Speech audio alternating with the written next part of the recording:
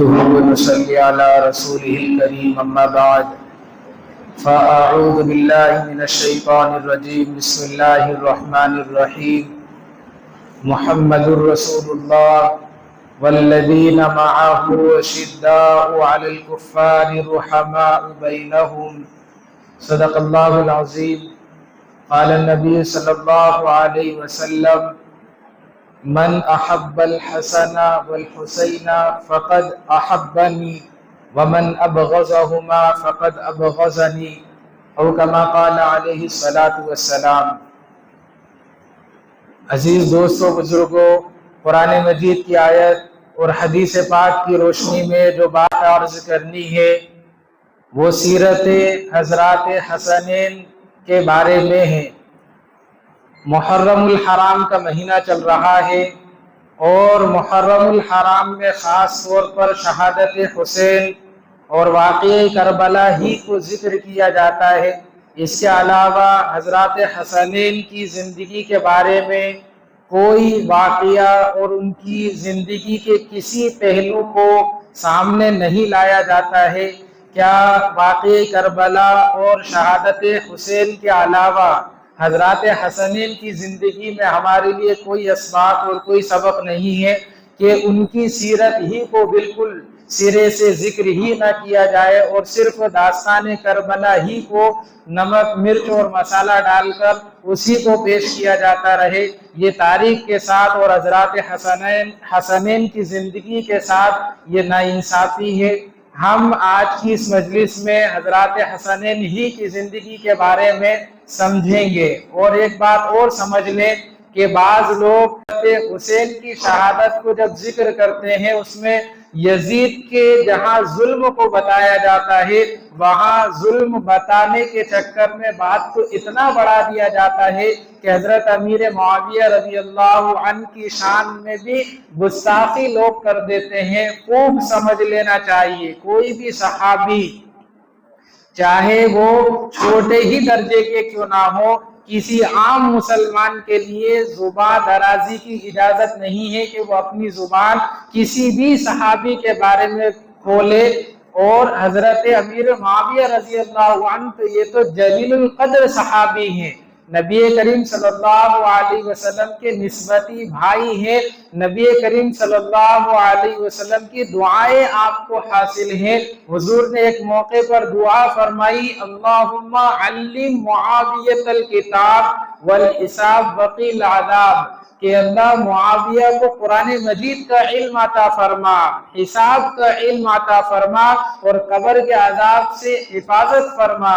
ایک موقع پر حضور نے آپ کے لیے دعا فرمائی، اللہم اجعلہ ہادیا مہدیا، کہ اللہ معاویہ کو ہدایت یافتہ بنا اور ان کے ذریعے لوگ ہدایت پر آئیں، ایسا ان کو بنا۔ یہ حضور کی دعائیں آپ کو حاصل ہیں۔ آپ کی شان اتنی بڑی ہے کہ جبرائیل امین نے خود آ کر حضور سے فرمایا کہ اللہ کے رسول آپ معاویہ سے کام لیجئے، اس لیے کہ معاویہ یہ اللہ تعالیٰ کے نزدیک ایک امانت دار شخص ہیں۔ آپ کی شان اتنی بڑی ہے کہ ایک بہت بڑے محدث حضرت عبداللہ ابن مبارک گزرے ہیں، ان سے کسی نے پوچھا کہ حضرت عمر بن عبدالعزیز رحمت اللہ علیہ جو کہ خلیفہ راشد ہیں اور حضرت امیر معاویہ رضی اللہ عنہ، اس نے سوال کیا کہ کون افضل ہے، حضرت امیر معاویہ افضل ہے یا حضرت عمر بن عبدالعزیز افضل ہے؟ تو حضرت عبداللہ ابن مبارک نے جواب دیا کہ حضرت امیر معاویہ سے تو بہت دور کی بات، ان کا جو گھوڑا جو نبی کریم صلی اللہ علیہ وسلم کے ساتھ جس گھوڑے پر سوار ہو کر وہ جس جنگ میں شریک ہوئے اور شریک ہونے کی وجہ سے جو گرد و غبار جو دھول مٹی اڑ کر اس گھوڑے کے ناک میں لگی، وہ گرد و غبار بھی حضرت عمر بن عبدالعزیز سے بہت بدرجہ افضل ہے۔ انسان کا انسان سے تقابل تو بہت دور کی بات۔ صحابہ اکرام، یہ کوئی بھی عام انسان صحابہ اکرام کے مرتبے کو نہیں پہنچ سکتا۔ ان کو سب سے بڑا انعام یہ حاصل ہے کہ اللہ تعالیٰ نے خود نبی صلی اللہ علیہ وسلم کی صحبت کے لیے صحابہ کو چنا ہے۔ صحابہ خود سے کوئی صحابی کوئی صحابی صحابہ نہیں بنا ہے، یہ اللہ تعالیٰ کے چننے سے بنا ہے۔ اس لیے اپنی زبان کو قابو میں رکھنا چاہیے، کسی بھی صحابی کے بارے میں اپنی زبان کو نہیں کھولنا چاہیے۔ حضرت حسن اور حضرت حسین دونوں نبی کریم صلی اللہ علیہ وسلم کے چہیتے ہیں۔ حضور نے احادیث کے ذریعے ان کی فضیلتوں کو بیان کیا۔ ایک حدیث میں حضور نے فرمایا الحسن والحسین سیدہ شباب اہل الجنہ، کہ جنت میں نوجوانوں کے یہ دونوں حضرات سردار ہوں گے۔ اب یہاں سوال یہ ہوتا ہے کہ جنت میں سبھی جوان ہوں گے، کوئی بڈھا نہیں ہوگا، پھر یہ کہنے کا کیا مطلب ہوا کہ جوانوں کے سردار ہوں گے؟ اس لیے کہ ایک حدیث میں یہ بھی آیا ہے کہ خلیفہ اول حضرت ابوبکر صدیق رضی اللہ عنہ جنت کے اندر بوڑھوں کے سردار ہوں گے۔ مطلب یہ ہے کہ جو جوانی میں جو انتقال کرے گا اس کے سردار جنت میں حضرات حسنین ہوں گے، اور جو بڑھاپے کی عمر میں انتقال کرے گا ان کے سردار یہ صدیق اکبر ہوں گے۔ ایک حدیث میں حضور نے فرمایا من احب الحسن والحسین فقد احبنی، جس نے حضرات حسنین سے محبت کی فقد احبنی، اس نے مجھ سے محبت کی، اور ومن ابغضہما، جس نے ان دونوں سے نفرت کری اس نے مجھ سے نفرت کری فقد ابغضنی۔ یہ حضور کا فرمان ہے، گویا کہ حضور حضرات حسنین کی محبت کو اپنی محبت بتلا رہے ہیں کہ جو ان سے محبت رکھے گا وہ مجھ سے محبت رکھے گا، اور جو ان سے بغض عداوت نفرت دشمنی رکھے گا وہ مجھ سے بغض عداوت نفرت اور دشمنی رکھے گا۔ ایک حدیث میں حضور نے فرمایا کہ الحسن والحسین ہما ریحانتای من الدنیا، کہ یہ دونوں دنیا میں میرے دو پھول ہیں۔ ایک حدیث میں حضور نے فرمایا ہذانی ابنایا و ابنا بنتی، یہ میرے دونوں بیٹے، میری بیٹی کے بیٹے، اللہم احبہما، اے اللہ میں ان دونوں سے محبت کرتا ہوں، فاحبہما، تو بھی ان دونوں سے محبت کر، واحب من یحبہما، اور اس سے بھی تو محبت کر جو ان دونوں سے محبت کرے۔ اس حدیث سے معلوم ہوا کہ جو حضرات حسنین سے محبت رکھے گا اللہ تعالیٰ اس سے محبت کریں گے، نبی کی محبت اس کو حاصل ہوگی۔ حضور بہت کوٹ کر حضرات حسنین سے محبت کیا کرتے تھے۔ ایک حدیث میں ملتا ہے نبی کریم صلی اللہ علیہ وسلم جمعے کے دن خطبہ دے رہے ہیں، آپ نے دیکھا کہ حضرات حسنین دونوں آ رہے ہیں، حضرت فاطمہ رضی اللہ عنہا نے ان کو تیار کر کے نکال دیا۔ حضور خطبہ دے رہے ہیں، مسجد میں حضور کی طرف وہ آ رہے ہیں، لیکن جب بچے آتے ہیں تو گرتے پڑتے آتے ہیں۔ حضور نے دیکھا کہ یہ آ رہے ہیں، گر رہے ہیں اٹھ رہے ہیں، گر رہے ہیں اٹھ رہے ہیں۔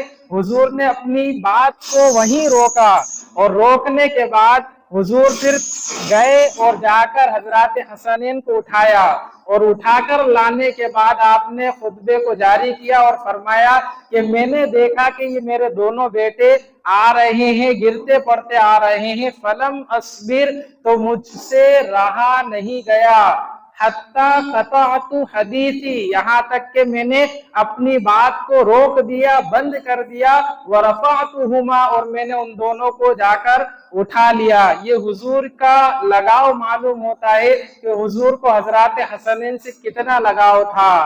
آپ کی ولادت کب ہوئی؟ حضرت حسن کی ولادت یہ 15 رمضان المبارک سن 3 ہجری میں آپ کی ولادت ہوئی ہے، اور 5 شعبان سن 4 ہجری میں حضرت حسین رضی اللہ عنہ کی ولادت ہوئی ہے، اور حضرت علی رضی اللہ عنہ کے ایک اور بیٹے ہیں حضرت محسن، جو کہ حضرات حسنین کے بھائی ہیں، لیکن ان کا انتقال بچپنے ہی میں ہو گیا تھا، اس وجہ سے ان کا تذکرہ ملتا نہیں ہے۔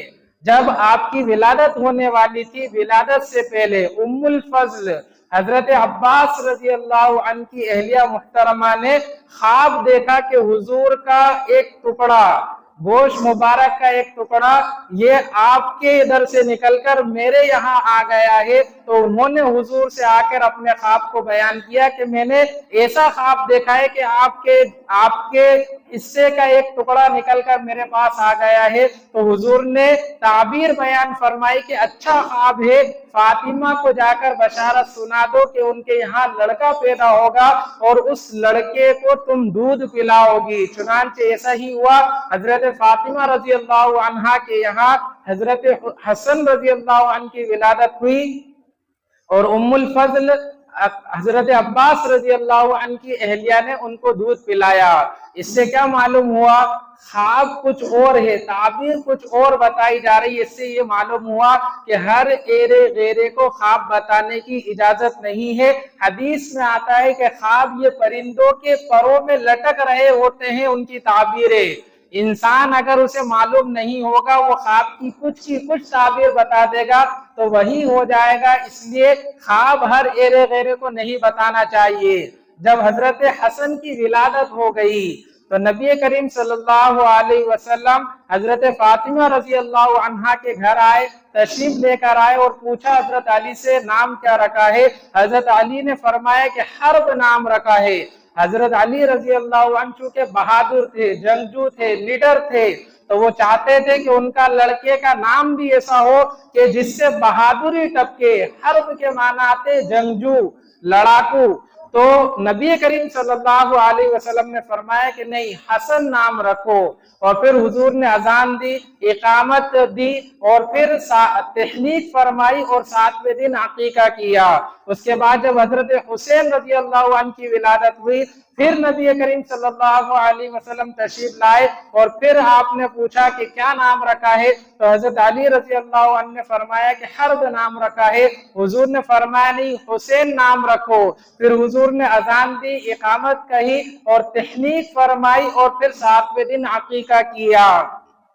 اس سے معلوم ہوا کہ نام اچھے رکھنا چاہیے۔ ایک حدیث میں آتا ہے کہ الحسن والحسین اسمانی من اسماء اہل الجنہ، کہ یہ آسمانوں والے نام ہیں، یہ ایسے نام ہیں جو جنتی نام ہیں۔ حضور کے ان دونوں نام رکھنے سے پہلے دنیا میں ان ناموں کا کوئی ذکر، کوئی تذکرہ نہیں تھا۔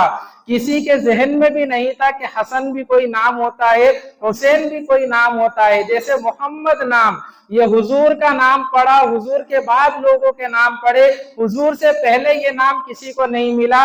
ایسے ہی حسن اور حسین یہ نام حضرات حسنین سے پہلے کسی کو نہیں ملے۔ اس سے معلوم ہوا کہ نام اچھے رکھنا چاہیے۔ لیکن آج ہم دیکھیں کہ ہمارے یہاں نام رکھنے کا جو سلسلہ ہے وہ کیسا ہے۔ یہودی نام رکھے جا رہے ہیں اور ایک الگ ہی ٹرینڈ چل رہا ہے۔ پاکستانی ڈراموں سے ناموں کو لیا جا رہا ہے اور وہ نام اپنے بچوں کے رکھے جا رہے ہیں۔ بعض سیکولر نام رکھ رہے ہیں۔ ناموں کا اثر بچے کی زندگی پر پڑتا ہے۔ یہی وجہ ہے کہ جو نام حضور، جو صحابہ اکرام ایمان لاتے تھے، جو نام مناسب نہیں ہوتا تھا، حضور ان ناموں کو بدل دیا کرتے تھے۔ اس لیے نام اچھے رکھنا چاہیے۔ بعض لوگ نام رکھنے کے سلسلے میں ہمارے پاس بھی فون لگاتے ہیں کہ کچھ نام بتائیے۔ جب ان کو نام بتایا جائے تو وہ نام ان کو پسند نہیں آتے، پھر وہ کہتے ہیں کہ یہ نام پسند نہیں آ رہا ہے، دوسرے کچھ نام بھیجو۔ پھر تھوڑی محنت کر کے جب نام پیش کیے جاتے ہیں تو پھر جواب یہ آتا ہے کہ یہ نام فلاں ہمارے بچے کی خالہ کو سمجھ میں نہیں آ رہا ہے، یہ ممانی کو سمجھ میں نہیں آ رہا ہے، یہ بیوی کو سمجھ میں نہیں آ رہا ہے۔ پھر ایک نام وہ خود سامنے سے بھیجتے ہیں کہ یہ نام ہم نے سوچا ہے، یہ نام کیسا رہے گا۔ یہ دماغ ہم پہلے بھی چلا سکتے تھے۔ علماء کا وقت ضائع کرنا یہ اس امت کی سب سے بڑی خرابی ہے۔ حضرت مفتی شفیع عثمانی رحمت اللہ علیہ کے یہاں بچہ پیدا ہوا تو انہوں نے حضرت تھانوی علیہ رحمہ کو خط لکھا کہ بچے کی ولادت ہوئی ہے، کچھ نام بتا دیجئے۔ حضرت تھانوی علیہ رحمہ نے 5 نام لکھ کر بھیجے، کہا ان میں سے جو اچھا لگے وہ نام رکھ لینا۔ جب خط ملا تو آپ نے سب سے پہلا جو نام تھا وہ نام رکھ لیا اور فرمایا کہ یہ تحریر میں اپنے پاس رکھ رہا ہوں، اللہ تعالیٰ اولاد دیتا جائے گا، اسی ترتیب سے نام رکھتا جاؤں گا۔ پہلا نام میں رکھ رہا ہوں۔ 5 نام تھے، 5 لڑکے ہوئے۔ آخری جو نام تھا تقی، وہ نام آپ نے حضرت تقی عثمانی دامت برکاتہم کو رکھا، جسے دنیا شیخ الاسلام کے نام سے جانتی ہے۔ معلوم ہوا کہ بزرگوں کی تحریریں کبھی بشارت بھی بن جاتی ہیں۔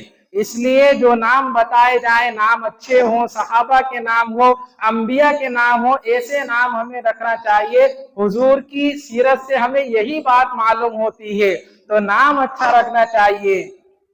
حضرات حسنین، حضرت حسن کے بارے میں آتا ہے کہ سر سے لے کر کمر تک یہ نبی کریم صلی اللہ علیہ وسلم کا اتنا حصے حضور کے مشابہ تھا، اور کمر مبارک سے لے کر پیر تک حضرت حسین کا یہ نبی کریم صلی اللہ علیہ وسلم کے مشابہ تھا۔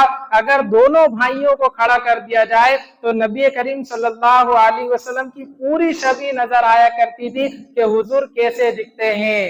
حدیث میں آتا ہے جب حضور کا آخری وقت آیا تو نبی کریم صلی اللہ علیہ وسلم سے پوچھا گیا کہ آپ جا رہے ہیں، نواسوں کے لیے آپ کی میراث کیا ہے؟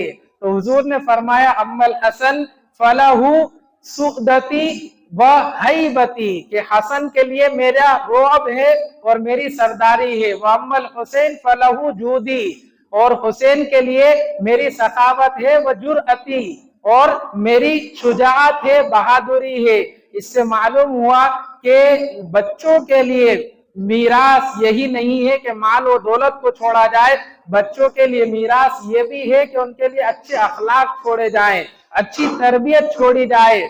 نبی کریم صلی اللہ علیہ وسلم یہاں اچھی تربیت چھوڑ کے جا رہے ہیں، اسی تربیت کا نتیجہ ہے کہ ان کی جو سخاوت تھی اس کی نظیر نہیں ملتی ہے کہ وہ پورا کا پورا مال یہ راہ خدا میں صدقہ کر دیا کرتے تھے، اپنے لیے کچھ نہیں بچاتے تھے۔ حضرت حسن کے واقعات میں سے ایک واقعہ ملتا ہے کہ ایک مرتبہ آپ نے دیکھا کہ ایک غریب مزدور کھانا کھا رہا ہے، اس کے پڑوس میں بازو میں آ کر ایک کتا بیٹھ گیا، تو وہ جو مزدور ہے اس نے ایک روٹی اپنے لیے نکالی، ایک روٹی کتے کے سامنے ڈال دی۔ اسی طریقے سے وہ ایک ایک کر کے اس نے پورا اپنا آدھا کھانا خود کھایا اور آدھا کھانا یہ کتے کے سامنے رکھ دیا، کتے کو کھلایا۔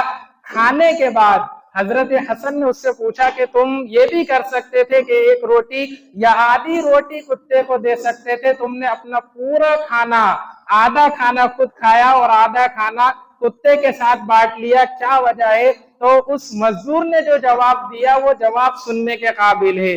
اس مزدور نے کہا کہ میں بیٹھا، میرے بازو میں یہ آ کر کتا بیٹھ گیا، اتنی دیر جتنی دیر یہ کتا میرے پاس آ کر بیٹھا یہ میرا پڑوسی ہو گیا، اور میرے جی نے گوارا نہیں کیا کہ میں کھانا کھاؤں اور میرا پڑوس جو کتا ہے اس کو میرا پڑوس حاصل ہے، وہ بھوکا رہے، لہذا اس بات کی بنا پر میں نے اپنا کھانا اس کے ساتھ آدھا بانٹا ہے۔ آپ دیکھیے کہ آج ہمارا پڑوسیوں کے ساتھ کیا معاملہ ہے، ہمارا پڑوسی پریشان ہے، قرضدار ہے، اور جو بھی بھوکا مر رہا ہے اس کے حالات کیا آ رہے ہیں ہمیں اس سے کوئی پرواہ نہیں ہے، ہمارا پیٹ بھرنا چاہیے۔ یہ جواب حضرت حسن کو اتنا پسند آیا کہ آپ نے فوراً اس باغیچے کو خریدا اور اس غلام کو بھی خریدا، اور خریدنے کے بعد بلایا اور بلا کر بتایا کہ میں نے اس باغیچے کو بھی خرید لیا ہے اور تم کو بھی خرید لیا ہے۔ غلام نے کہا پہلے بھی غلام تھا، اب بھی غلام ہوں، پہلے بھی خدمت کیا کرتا تھا، اب بھی خدمت کروں گا، صرف آقا بدلا ہے۔ تو حضرت حسن نے فرمایا کہ یہ میں تم کو آزاد کرتا ہوں، اور آزاد کرنے کے ساتھ ساتھ یہ جو باغیچہ ہے یہ تمہیں میں ہدیہ کرتا ہوں، یہ آپ کی سخاوت ہے۔ اسی طرح آپ کے واقعات میں سے ایک واقعہ یہ بھی ملتا ہے کہ آپ اعتکاف میں بیٹھے ہوئے ہیں، کسی نے آپ سے مدد مانگی کہ میرا فیصلہ کروا دیجئے، تو آپ اعتکاف توڑ کر نکل گئے۔ کسی نے کہا کہ آپ اعتکاف توڑ رہے ہیں، تو انہوں نے جو جواب دیا وہ جواب یہ تھا کہ ایک مسلمان کی مدد کرنا میں 1 مہینے کے اعتکاف سے زیادہ افضل سمجھتا ہوں۔ آج دیکھیے ہمارے یہاں اگر کسی کی لڑائی ہو تو ہم یہ سوچتے ہیں کہ ہمیں کیا کرنا، ہونے دو، جیسا ہو رہا ہے چلنے دو، لڑائی ہو رہی ہے ہونے دو، ہم صلح کرانے کی بھی فکر نہیں کرتے، حالانکہ ہم صلح کروانے کی طاقت رکھتے ہیں، اس کے باوجود بھی۔ حضرت حورہ رحمت اللہ علیہ نے حضرت حسن سے پوچھا کہ آپ کے کچھ واقعات ہمیں سنائیے، تو انہوں نے ایک واقعہ تو یہ سنایا جو ترمذی شریف کی روایت میں بھی اس بات کو حدیثوں میں اس کا ذکر ملتا ہے کہ میں چھوٹا تھا، نبی کریم صلی اللہ علیہ وسلم کے ساتھ جا رہا تھا، صدقے کی کچھ کھجوریں رکھی تھی، تو میں نے ایک کھجور اٹھا کر منہ میں کھا لی. جیسے بچوں کی عادت ہوتی ہے کہ وہ کوئی چیز دیکھتے ہیں تو فوراً کھانے والی چیز کی طرف وہ لپکتے ہیں اور اٹھا کر وہ کھا لیتے ہیں. تو انہوں نے بھی کھا لیا. تو نبی کریم صلی اللہ علیہ وسلم نے فرمایا کف کف تھو تھو، جیسے اپن بچوں کو کہتے ہیں کہ نکالو، تھوکو تھوکو.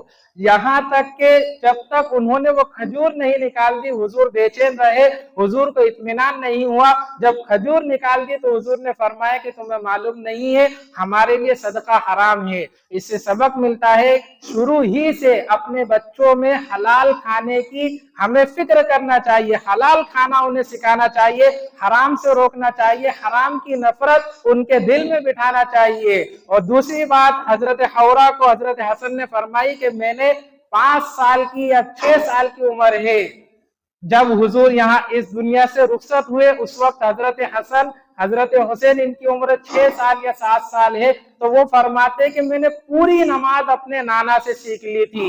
اس سے کیا معلوم ہوا کہ ہمیں کچھ چیزیں اپنے بچوں کو بھی سکھانا چاہیے کہ بچے اتنا دین تو کم از کم ہم سے سیکھیں، نانا نانی سے سیکھیں، دادا دادی سے سیکھیں. ساری چیزیں بچے اگر مکتب اور مدرسے میں سیکھیں گے تو پھر ہم کیا کریں گے؟ اس سے سبق ہمیں ملتا ہے کہ کچھ چیزیں ہمیں بھی اپنے بچوں کو سکھانا چاہیے. حضرت حسنین کے واقعات میں سے ایک واقعہ یہ بھی ملتا ہے، مصنف ابن شیبہ کی روایت ہے کہ حضرت حسنین دونوں اپنے والد کے لیے ایصال ثواب کے خاطر غلام آزاد کیا کرتے تھے. حضرت علی رضی اللہ عنہ یہ خلیفہ راشد ہیں، عشرہ مبشرہ میں سے ہیں، جنت کی بشارت دنیا ہی میں جن کو دی جا چکی ہے ان میں سے ہے. انہیں ایصال ثواب کی ضرورت نہیں ہے لیکن ان کے بچے پھر بھی ان کے لیے ایصال ثواب کر رہے ہیں. اس سے سبق ملا کہ اولاد نیک ہونا چاہیے. اولاد اگر نیک ہوگی تو والدین کے اس دنیا سے رخصت ہونے کے بعد وہ والدین کے لیے فکرے کرے گی. آج بہت سارے لوگ ایسے ہیں جو اپنے والدین کے لیے جو مرحوم ہو چکے ہیں ان کے لیے ایصال ثواب کی کوئی فکر نہیں کرتے.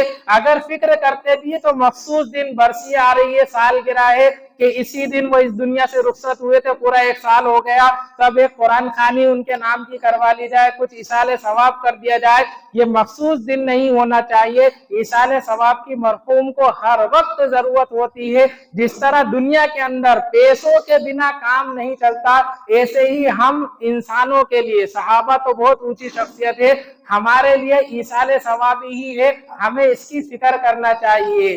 حضرت حسن کے واقعات میں ایک بڑا کارنامہ یہ واقعہ ملتا ہے کہ آپ نے جو حضرت علی رضی اللہ عنہ کے انتقال کے بعد جو خلافت آپ کے ہاتھ میں آئی ہے، آپ نے 5 مہینے 6 مہینے آپ کے ہاتھ میں خلافت رہی ہے. اس کے بعد حضرت امیر معاویہ رضی اللہ عنہ سے صلح کر کے آپ نے خلافت ان کے حوالے کر دی. اس طرف بھی لشکر ہے اور سامنے بھی لشکر ہے، لیکن حضرت حسن کو معلوم تھا اور حضور کی بشارت بھی تھی. حضور نے خود بیان فرمایا تھا کہ یہ میرا بیٹا سردار ہے اور یہ 2 مسلمانوں کے گروہ میں صلح کروائے گا. حضرت حسن کا جو لشکر ہے وہ بھی لڑنے کے لیے تیار ہے، مرنے مارنے کے لیے تیار ہے. حضرت امیر معاویہ رضی اللہ عنہ کا لشکر ہے وہ بھی تیار ہے.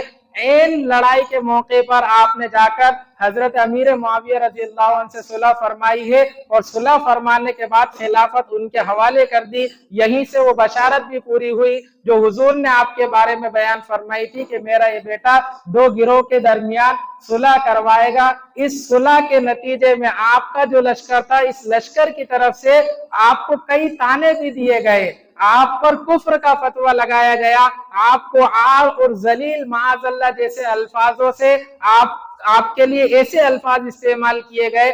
آپ نے فرمایا کہ مجھے یہ الفاظ گوارا ہے لیکن مسلمانوں کی گردنیں مروانا یہ مجھے گوارا نہیں ہے. دراصل حضرت حسن جانتے تھے کہ ان کے جو ساتھ دینے والے لوگ ہیں یہ ارادے کے پکے نہیں ہیں، یہ مخلص نہیں ہے. دوسری طرف حضرت امیر معاویہ رضی اللہ عنہ ان کے جو ساتھ دینے والے مخلص ہیں، طاقت میں وہ زیادہ ہے. یہی بہتر اور مناسب ہے چونکہ وہ حضرت علی کے ساتھ جو ان کا رویہ تھا کوفہ والوں کا وہ دیکھ چکے تھے، اس لیے انہوں نے اسی کو مناسب سمجھا हुजूर की पेशीन गोई भी थी, अल्लाह ताला की तरफ से यही मुकद्दर था, इसलिए उन्होंने यही मुनासिब समझा कि खिलाफत को उनके हवाले कर दिया। और यहीं से मुसलमानों का दोबारा जो फुतुहात रुक चुकी थी, जो मुसलमानों की आपस में खाना जंगी चल रही थी, वो खत्म हो गई और फुतुहात का दरवाजा ये गैरों के लिए खुल गया। इससे हमें सबक मिलता है कि हजरत हसनैन की जिंदगी में जो वाक़ियात हमारे लिए रहनुमा बन सकते हैं, हमें उन्हें बनाना चाहिए, अपनी जिंदगियों में लाना चाहिए। हमें ऐसे मौके पर करबला का जो वाक़या है, शहादत हुसैन का जो वाक़या है, इसको बार बार जिक्र करना, इससे जो अजाब उन लोगों को मिलने वाला है जो हजरत हुसैन रजी अल्लाह अन्हु की शहादत में शरीक रहे, जो इस पर राजी रहे, उनको जो अजाब मिलने वाला है, हमारे इस तरह जिक्र करने से उनके अजाब में इजाफा नहीं हो जाएगा, और ना ही हजरत हसन और जो उनकी पूरी जमात थी हजरत हुसैन की, हमारे इस तरह तज़किरा करने से उनकी नेकियां बढ़ नहीं जाएंगी। उनके लिए जो सवाब अल्लाह ताला ने मुकद्दर कर दिया है वही मिलेगा। हाँ, अगर हम उनके लिए इसाले सवाब करते हैं तो ये उनके लिए नेकियों का और उनके दर्जात के बुलंद होने का सबब बनेगा। हमारे लिए करने वाला काम यही है कि हम उनके लिए इसाले सवाब करें, जो बन सके हमसे। हम दुरूद शरीफ पढ़कर इसाले सवाब कर सकते हैं तो दुरूद शरीफ पढ़कर इसाले सवाब करें। चारों कुल पढ़कर अगर हम इसाले सवाब कर सकते हैं तो चारों कुल पढ़कर इसाले सवाब करें। अलगर्ज कहने का मकसद ये है कि जो हम उनके लिए कर सकते हैं वो करें, जिससे कोई फायदा नहीं होगा उसका तज़किरा ना करें। हो सकता है तज़किरे में हजरत अमीर मुआविया रज़ी अल्लाह अन्हु की शान में हम गुस्ताखी कर सके या नफरत हमारे दिल में पैदा हो जाए। अल्लाह ताला हम तमाम को कहने सुनने से ज्यादा अमल की तौफीक अता फरमाए। व आखिर दावाना अल्हम्दुलिल्लाह।